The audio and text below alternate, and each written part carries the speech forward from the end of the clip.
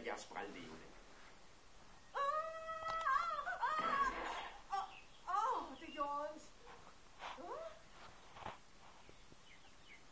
Hvad er den også kommet med? Lad mig være! Forsvind med dig, skræk!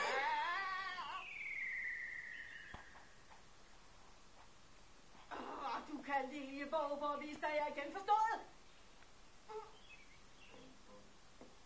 Son Goku og jeg tilhører den samme art. Vi er begge to Saiyajiner fra Vegeta.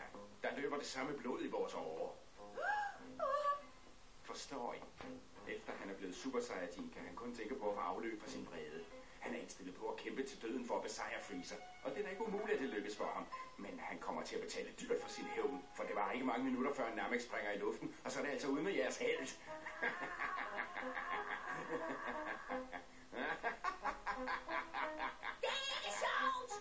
Som I måske ved, så bliver en Saiyajin stærkere for hver gang han har været i nærheden af døden. Det betyder, at når eksplosionen på Namek har gjort dag med Freezer og Son Goku en gang for alle, så er det altså mig, der er stærkest i universet. Dit hedebæst! Og det åbner jo fantastiske muligheder for mig. Nu venter jeg bare på, at Namek går under.